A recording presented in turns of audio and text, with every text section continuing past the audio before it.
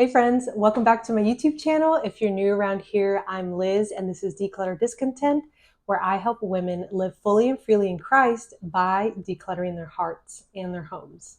Welcome back to my 90 days of decluttering to build my dream life. Now you might be wondering why 90 days? Well, long story short, when I first started this series, we were 3 months away from our cross-country move from Kentucky back to the West Coast.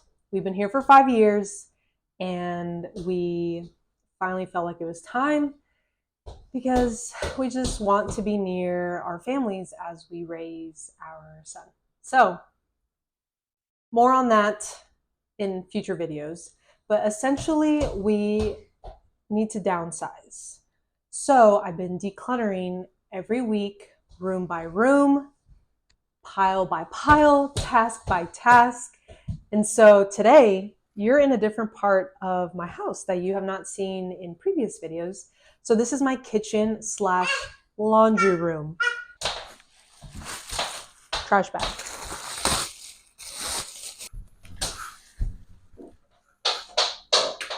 I used to actually have this entire top space. I wish I would have done it before, months ago, but that was before I was doing YouTube.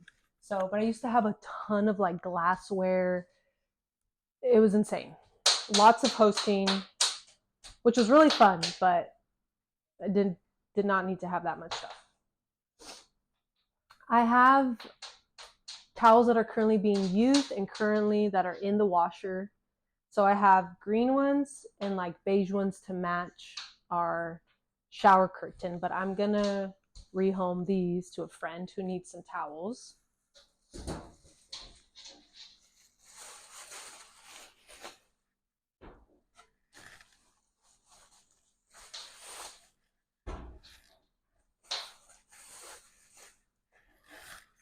gonna try to sell this basket because I don't really love it as a wire basket. I feel like it's not super helpful for anything other than like very small throw blankets or bath towels.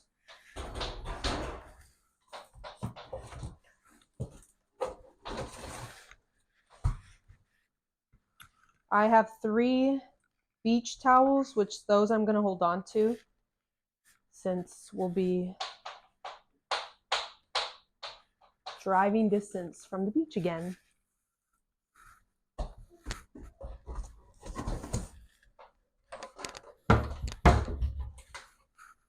This is evidence of when you get suckered into an Amazon sponsored ad while scrolling on Instagram. Don't be like me. So anyways, I'm gonna get rid of like half. I'm only gonna keep these.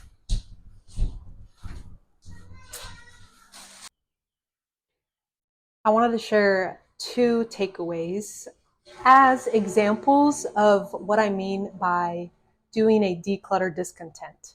So let me just quickly explain, give an overview or an introduction if you've never heard of this phrase before. But a declutter discontent is a gospel-centered approach to decluttering where the ultimate goal is not to convert anyone to minimalism, but to find contentment in Christ and live fully and freely in Him. So we declutter our homes and then we declutter our hearts in the process. So it doesn't just stop with decluttering our home. Does as much as I enjoy and find such relief after decluttering, cleaning, and organizing, ultimately that is not the solution to a discontent heart. A person who is dissatisfied with their life, even if they get more or have less and try to live simply, they will still struggle with discontentment because it is a heart issue, it is a sin issue. So what I'm doing right now is decluttering, like I said, my towels, just duplicates of a lot of things that I don't really need. And I don't want them to go to waste. So I'm going to give them to some friends who actually do need them because they have more children, bigger families, etc. So that's the part of a declutter discontent that involves decluttering your home when you're feeling discontent. An example of decluttering your heart would be prayer. And I wanted to share this. I did not come up with this, so I give credit to Karen, who is a friend and a mentor, someone that I really love and esteem.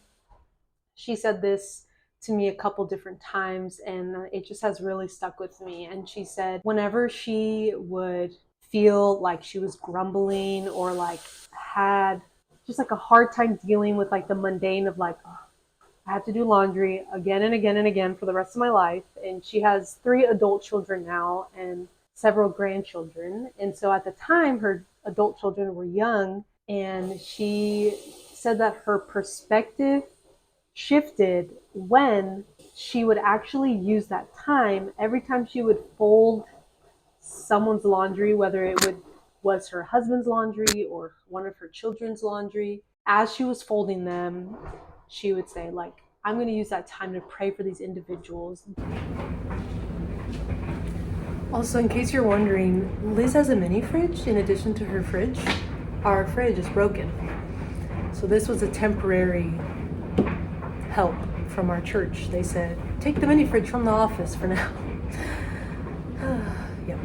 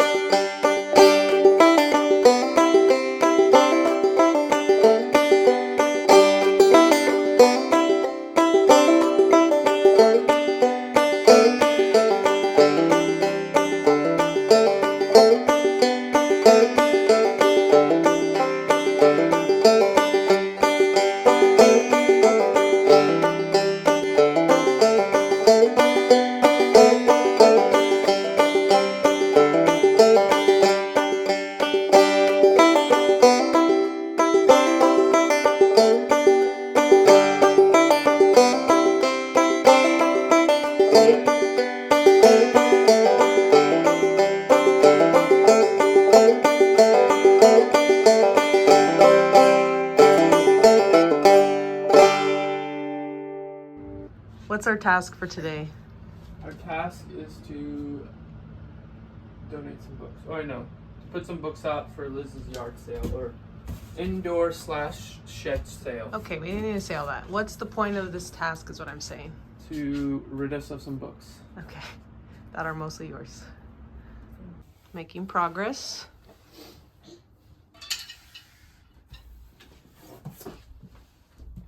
I totally forgot to take videos of when people were here. The yard sale was a success. Thankfully, the weather was good. It cooperated. It was a little windy at first, but the sun was out. It was warm enough. We got a ton of people. Even my neighbors stopped by, which was super fun. We had some church family stop by, and then mostly people that are affiliated with the seminary, because I posted on some of the seminary Facebook groups. And so I'm just bagging up items that I did not sell. Unfortunately, clothes are really hard to sell in person. So I am thinking this one bag is going to be donated.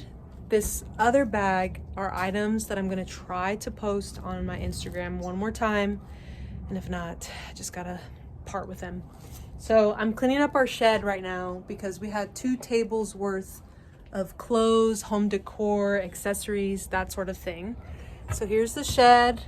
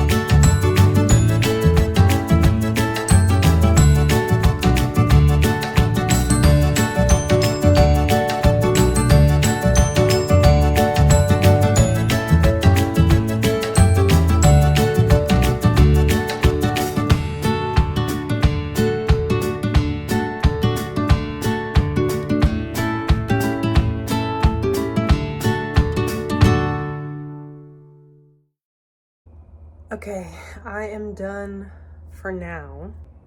I'd say like 65% of what we currently have in the shed is in clear bins that'll actually be shipped to the West Coast when we pack up a U-Haul pod and send it all.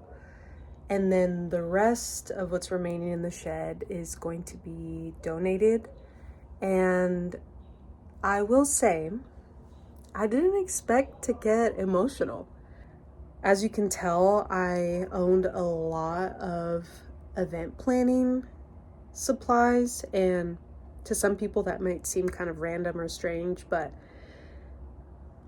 my event planning, like my passion for event planning has been a part of who I am since I was a kid. I mean, I was literally I have memories of like me telling my dad and my brothers, like, Mom's birthday's coming up, we gotta plan something, we gotta get her flowers, we gotta decorate. And so I've always loved doing that kind of stuff. After graduating a few years later, I ended up actually working at a Christian college where my job was literally an event coordinator, and I had a team of students for a couple years. We would plan and host these campus-wide events for like over 400 students. And so then for a while, I did wedding planning and coordinating as like a side gig when I had other jobs. When we bought this house, we neither of us had any clarity on how long we would be in Louisville, but we also didn't anticipate to move 2 years after buying a house. And so, yeah, I remember envisioning doing lots of different types of themed events and parties.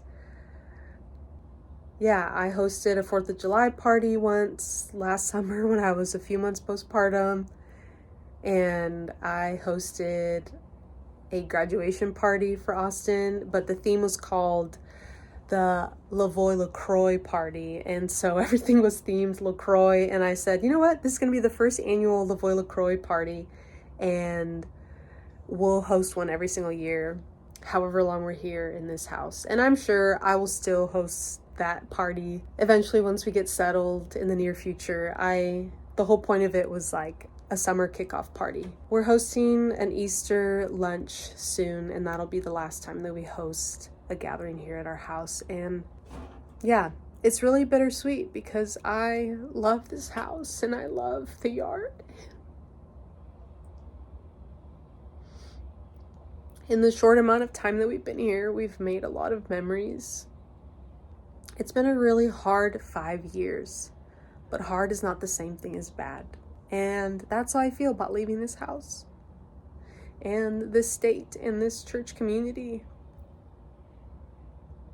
It is sad to say goodbye, but when I look back and think about all the ways that God has provided, all the ways that God has shown up in our lives, all the ways that God has grown us, I don't regret any of it because we really grew up a lot. Both Austin and I were 24 years old. We were literally we were celebrating our 6-month wedding anniversary on the road, driving from California to Kentucky.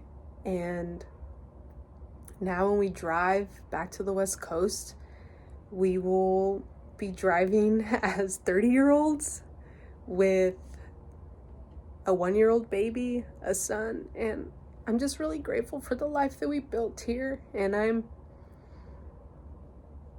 as anyone else would be, I feel excited, nervous about the future, but you can be content anywhere despite your circumstances because contentment is found in Christ. Some other lessons that I've learned along the way have been, rather than viewing every season as just transient, make sure to dig roots as much as you can and be present and live it to the fullest. and enjoy it as much as you endure it.